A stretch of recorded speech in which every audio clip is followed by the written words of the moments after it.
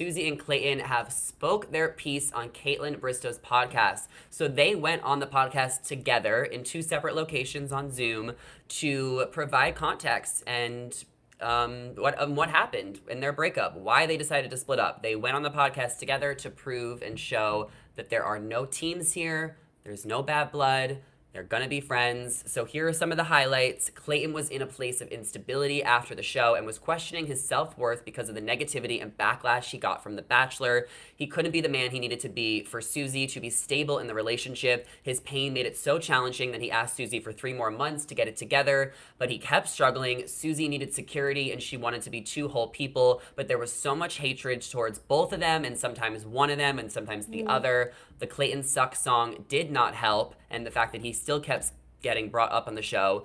Clayton really needed to figure out his next steps in his career so that he can get back into a good place and find his stability, which is why he decided to look for opportunities in Arizona. So Susie was trying to be the good girlfriend for him, which is why she agreed to move to Los Angeles so that they can kind of take a couple months to help figure out their careers and find the stability. But unfortunately, they are still trying to make sense of things and realize that they are better off apart and as friends right now. Their door seemed a little open for the future. And after the podcast, I texted Susie to check in. So I have a little exclusive statement she shared with me. I love Clayton so much, but we just need to take the time to be okay for ourselves right now. Whew. It was a really heavy podcast. It was very emotional. I encourage everyone to listen. Kayla, we were talking about this last week. So what are your thoughts now that we know the true reason why they broke up? Yeah.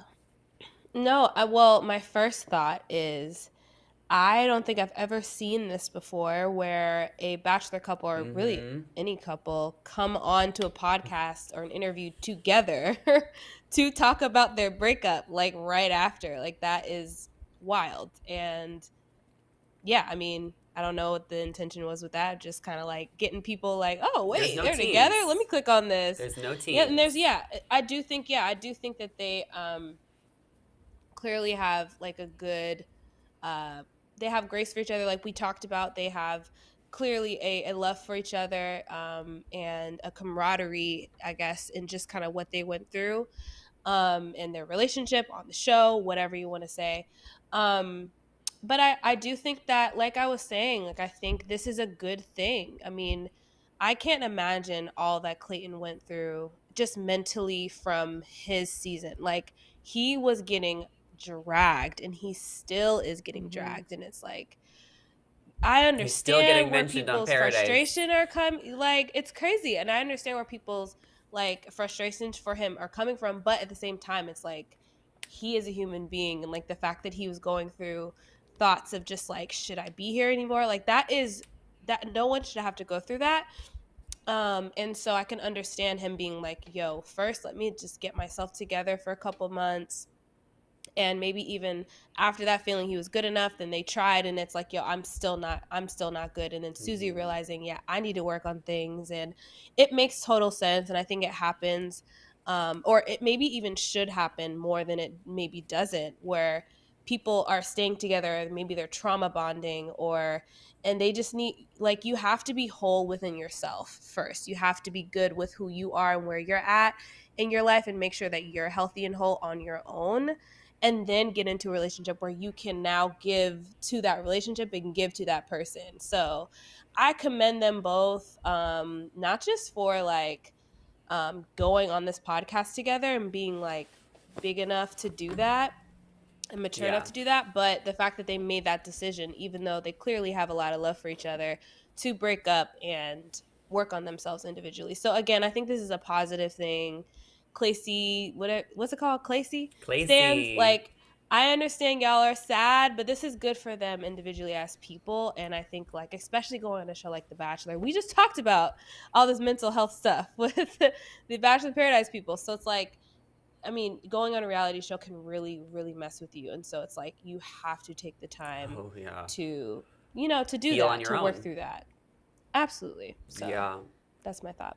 Yeah, I think Kayla, you said everything perfectly and what I was thinking as well. I think that the hardest breakups are the ones where somebody didn't do something wrong, you know, you still love each other, but you know that it's just not working out. And sometimes, most times, those are like the hardest ones to get over and heal from, because it's sometimes easier to have that anger. And I think I do appreciate like the love that they have for one another and respect, and I feel like that's sort of how they've gone their entire relationship with. Susie's been such a good, I feel like, support system for Clayton, even coming to his defense. And I feel like a lot of people trust Susie because she just was this kind, you know, loving, wholehearted girl on the show. And I really feel like she was a lot in terms of Clayton's kind of redemption as well. Like, if she can see greatness in him, you know, obviously there was just something that went on. I do think that it's important to point out, just because we are talking about thoughts of suicide, that if there is anybody out there that has those similar thoughts, that there is help available. The number is 988. They just recently changed it to a 3-digit number to make it really easy for anybody to get help. And just remember that you're not alone. And I'm so glad that Clayton also had Susie there to be such a support system for him, especially in those dark times.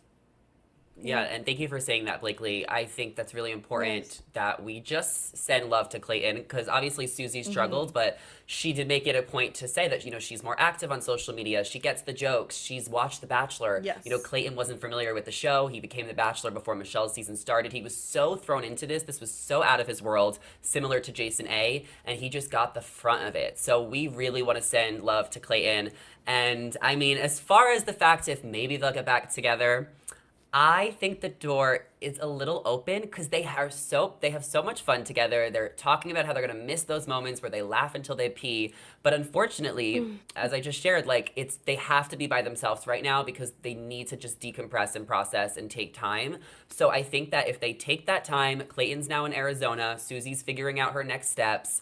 You never know what could happen in the next year or two. We've seen other people get back together, most recently Kelly and Peter. Not sure what's going on with that. But either way, whether they end up together or they just stay friends, they're going to support each other. So this was probably the healthiest breakup in Bachelor Nation. Do you guys have any other couples in mind that you think had a really healthy breakup? I'll give you a second to think about it, unless you're ready. But this is definitely one of the most mature breakups.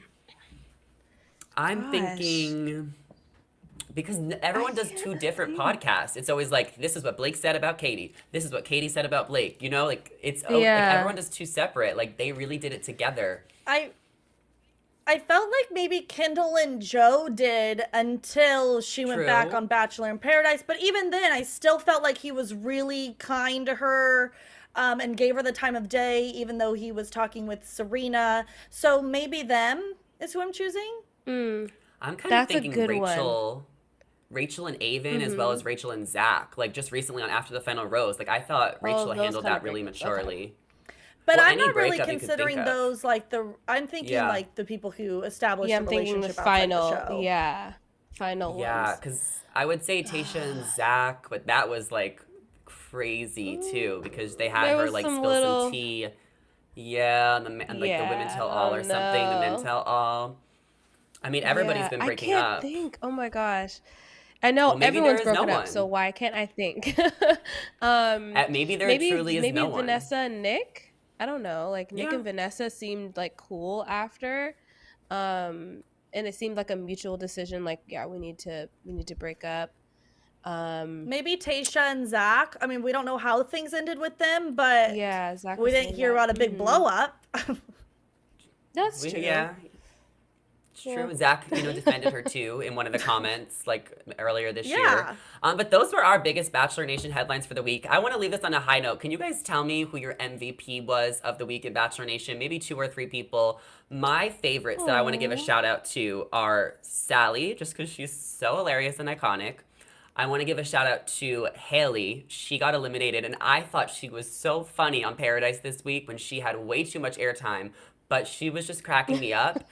And then also I want to applaud Susie and Clayton for doing the joint podcast together. I think those are kind of my MVPs of the week. What about you guys?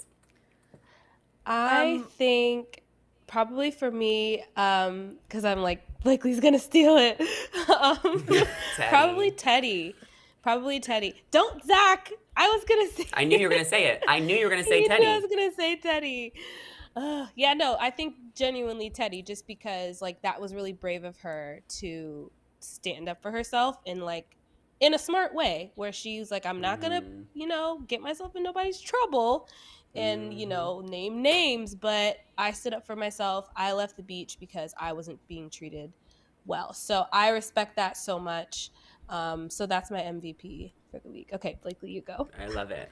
I wasn't gonna do Teddy. I'm actually thinking I'm thinking Shanae's my MVP of the week. I know who am I. Just because I feel like she is, I don't know, I'm like really liking her on Bachelor in Paradise. We're getting I feel like a different side of Shanae. She's having fun. I really loved her and Genevieve going on this double date and they're like not being drama and them actually squashing things and just getting along and having a good time. I think she's being hilarious. I don't know. I'm like vibing with Shanae right now and I didn't expect that at all for myself. So she's my MVP since she's just totally blowing me away. Well, she's blowing a lot of guys away on the beach, too. She's got Logan in one corner, James in the other. We'll see what happens next week.